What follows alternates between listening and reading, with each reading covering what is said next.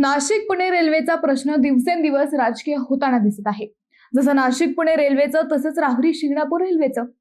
एक रेल्वे हवी आहे पण मिळत नाही, तर दुसरी नको आहे तरी माथी मारली जाते। या दोन्ही प्रकल्पात राजकारण सुरू असल्याचा आरोप सामान्य नागरिकांनी केला आहे।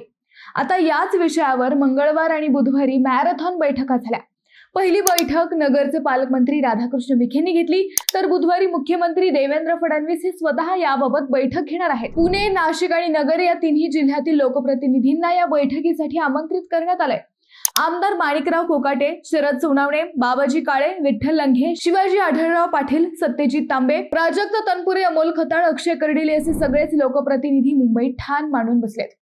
नाशिक, सिन्नर, संगमनेर, अकोले, नारायणगाव, खेड, मंचर अशा 6 ते 7 तालुक्यांसाठी महत्त्वाचा असणारा नाशिक पुणे हा हाय स्पीड रेल्वे प्रकल्प मागणी करूनही मिळत नाही, तर राहुरी, नेवासा तालुक्यातील शेतकऱ्यांना नको असलेला राहुरी शिंगणापूर रेल्वे प्रकल्प नको असूनही बळजबरीने दिला जात आहे।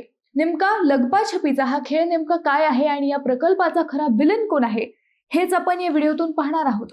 नमस्कार, मी अद्वैता आणि आपण पाहत आहात अहिल्यानगर लाईव्ह 24, नगरी राजकारणाचं परफेक्ट अनालिसिस। नाशिक पुणे या हायस्पीड रेल्वेचा प्रश्न गेल्या कित्येक दशकांपासून चर्चेत होता। सरकार बदलली, परंतु हा प्रकल्प प्रत्यक्षात मार्गी लागला नाही। अखेर महायुतीचं सरकार आल्यावर या प्रकल्पाचं गाजर पुन्हा दाखवलं गेलं, परंतु त्यापूर्वी असलेल्या महाविकास आघाडी सरकारनं या प्रकल्पाकडे तेवढ्या गांभीर्याने न पाहिल्यानं त्यावरील आक्षेप जास्त गडद होत गेले। अखेर अकोले, संगमनेर तालुक्यातून जाणारा हा प्रकल्प रद्द झाला। नव्यानं नगर, राहुरी, शिर्डी आणि नाशिक हा नवा मार्ग मंजूर झाला। हे गुऱ्हाळ तब्बल 6 महिन्यांपासून चाललंय। आता जुना मार्ग रद्द होऊन नव्या मार्गाने हा प्रकल्प जाणार म्हटल्यावर या प्रश्नाला पुन्हा हवा मिळाली। रद्द झालेल्या प्रकल्पासाठी आम्ही किती प्रयत्न केले याचा अध्याय नव्यानं मांडला जाऊ लागला। Nashik Pune semi high speed railway प्रकल्पाबाबत नेमकं काय घडलं आणि कोणत्या सरकारनं त्याकडे दुर्लक्ष केलं याविषयी सध्या आरोप प्रत्यारोप सुरू आहेत। परंतु यासाठी गेल्या 6 महिन्यात व्यापक आंदोलन मात्र झालं नाही। अकोल्याचे आमदार लहामटे असो किंवा संगमनेरचे तांबे, थोरात, खताळ असो, यापैकी कुणीच मतभेद विसरून एकत्र लढा दिला नाही हे वास्तव आहे। आता पुन्हा नव्याने मंजूर झालेला हाच प्रकल्प रद्द करून जुन्या मार्गानेच रेल्वे नेण्याचा लढा सुरू झालाय। पालकमंत्री राधाकृष्ण विखे पाटील हे स्वतः या लढ्याचं नेतृत्व करतायत। स्वतः मुख्यमंत्री देवेंद्र फडणवीस बुधवारी बैठक घेत आहेत। त्यानंतर थेट रेल्वे मंत्री व केंद्रातील इतर नेत्यांपुढे एकीनं जाऊन हा प्रश्न मार्गी लावला जाणार आहे। आता या नव्या आंदोलनाला खरंच यश येईल का हा नंतरचा भाग, परंतु जे आता सुरू आहे ते आधी का सुरू झालं नाही हा खरा प्रश्न आहे। कदाचित नवा व जुना असे दोन्ही मार्गही मंजूर होऊ शकतात। शिर्डी व शनी शिंगणापूर हे तीर्थक्षेत्र असल्यानं नवा मार्ग भाविकांसाठी व जुना मार्ग व्यापाऱ्यांसाठी असं गणितही मांडलं जाऊ शकतं। पण हे कधी होईल, तर एकी दाखवल्यावर।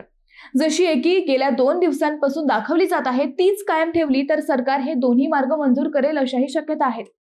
जसं नाशिक पुणे रेल्वेचं चाललंय, अगदी त्याच उलट राहुरी शिंगणापूर रेल्वेचं चाललंय।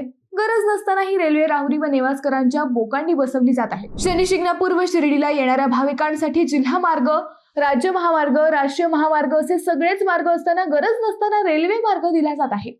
बरं, देण्यास हरकत नाही, पण त्यासाठी थेट बागायती जमिनी बळकावल्या जात आहेत, हे नक्कीच चुकीचं आहे। जर हा मार्ग करायचाच असेल तर सरकारनं जिरायती जमिनीतून तो न्यावा अशी रास्त मागणी शेतकऱ्यांनी केली आहे। 21.84 किलोमीटर लांबीचा हा रेल्वे मार्ग 494.13 कोटी रुपये खर्चून उभारण्यात येणार आहे। या रेल्वे मार्गासाठी अधिसूचनाही काढण्यात आली असून जमीन अधिग्रहण प्रक्रियाही सुरू झाली आहे। परंतु याच अधिग्रहणाला आता राहुरी व नेवाशातील शेतकऱ्यांनी जोरदार विरोध केला आहे। दुसऱ्या बाजूने विचार केला तर शनी शिंगणापूर हे देशातील प्रसिद्ध धार्मिक स्थळ आहे। येथे रोज 30 ते 40 हजार भाविक भेट देतात। या तीर्थस्थळासाठी आतापर्यंत थेट रेल्वे कनेक्टिव्हिटी उपलब्ध नव्हती। प्रस्तावित रेल्वे प्रकल्पामुळे भाविकांना आता थेट प्रवास सुलभ होणार असून राहुरी व आजूबाजूच्या भागातील यात्रेकरूंना मोठा दिलासा मिळेल। शिर्डी राहुरीतील राहू केतू मंदिर, नेवासा येथील मोहिनीराज मंदिर, पैसखांब, करवीरेश्वर मंदिर यासारख्या धार्मिक स्थळांची कनेक्टिव्हिटी वाढेल। याशिवाय नेवासा तालुक्यातील देवगड, पाथर्डी तालुक्यातील मोहटा, मढी, राहुरी तालुक्यातील गोरक्षनाथगड, डोंगरगड हे तीर्थक्षेत्रही नावारूपाला येतील। वेगवेगळ्या धार्मिक स्थळांपर्यंत या रेल्वेमुळे सहज प्रवास करता येईल। हा रेल्वे प्रकल्प झाला तर स्थानिक पर्यटनाला आणि अर्थव्यवस्थेला मोठी बळकटी मिळणार आहे। या प्रकल्पासाठी तयार करण्यात आलेल्या तपशिलावर अहवालानुसार या मार्गावर दररोज 4 जोड्या प्रवासी गाड्या चालवण्याचे नियोजन असून यामुळे दरवर्षी 18 लाख प्रवासी प्रवास करतील असा अंदाज आहे। शनी शिंगणापूर सारख्या महत्त्वाच्या आध्यात्मिक केंद्रासाठी ही पायाभूत सुविधा उभारणी आणि रेल्वे कनेक्टिव्हिटी सुधारण्याच्या दृष्टीने एक निर्णायक पाऊल ठरणार आहे. त्यामुळे ही रेल्वे व्हावी, परंतु ती बागायती जमीन घेऊन करू नये एवढंच शेतकऱ्यांचं म्हणणं आहे. थोडा लांबून का होईना पण हा रेल्वे मार्ग बदलावा अशी या दोन्ही तालुक्यातील शेतकऱ्यांची इच्छा आहे. जसं राहुरी शिंगणापूर रेल्वेचा आहे तसाच प्रश्न नाशिक पुणे रेल्वेचाही आहे.